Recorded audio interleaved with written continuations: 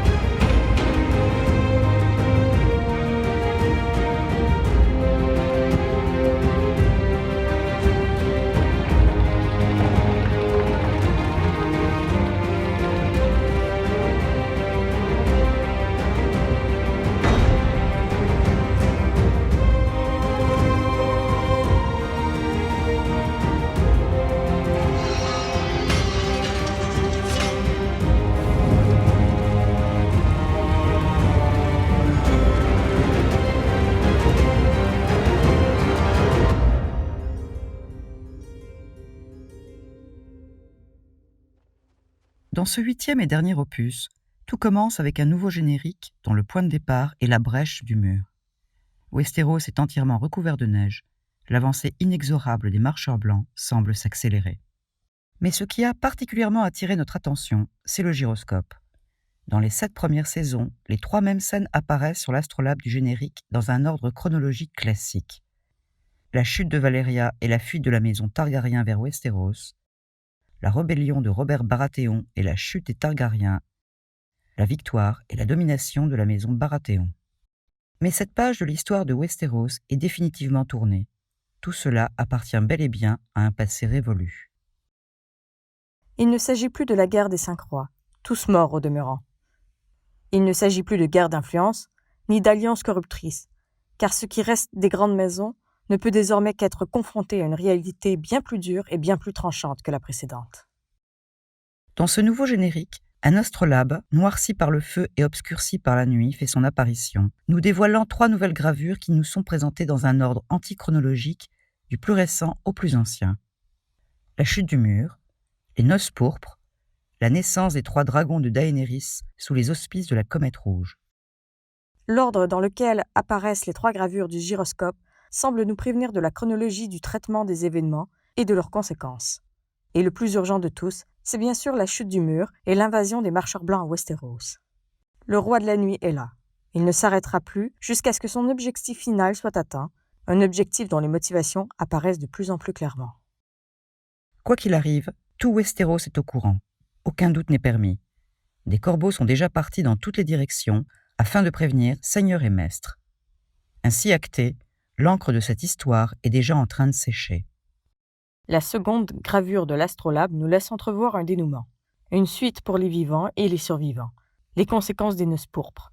L'aboutissement d'une intrigue vieille de 5 ans, elle-même bâtie sur des mensonges, vieux de 20 ans. Bien que les noces pourpres restent un affront et une blessure encore fraîche pour les maisons du Nord et la famille Stark, que reste-t-il à régler ? Le grand ordonnateur des noces pourpres, Tywin Lannister, est mort. Joffrey Lannister est mort.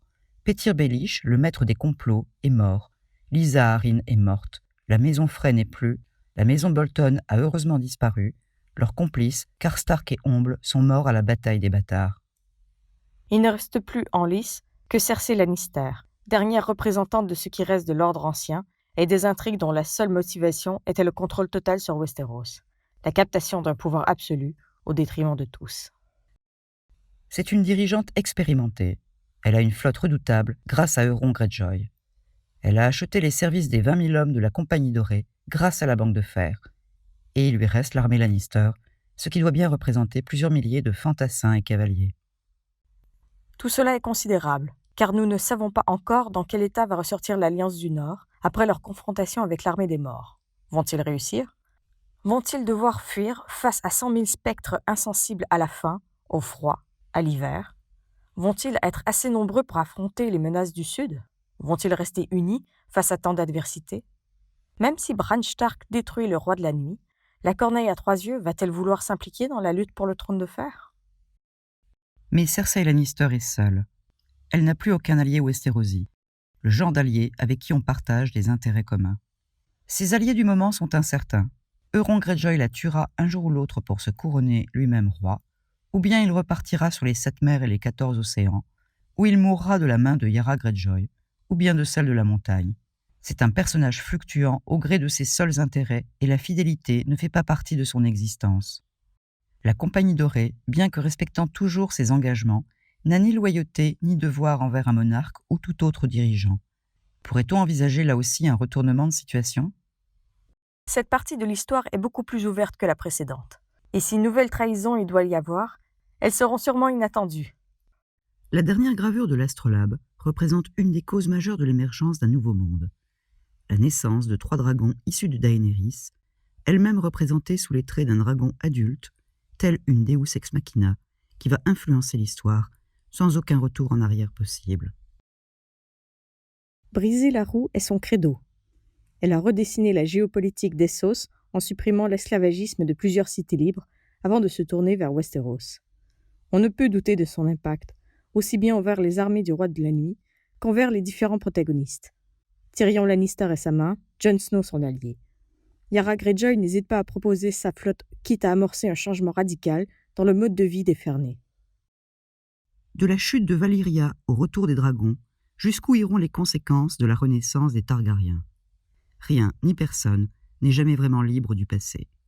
Le présent engendre déjà de nouvelles conséquences qui affecteront le destin de tous. La nouvelle génération est entièrement tournée vers l'avenir de Westeros. Une nouvelle page, une nouvelle histoire, qui ne pourra pas exister avec les marcheurs blancs, dernière pierre d'achoppement d'un passé lointain.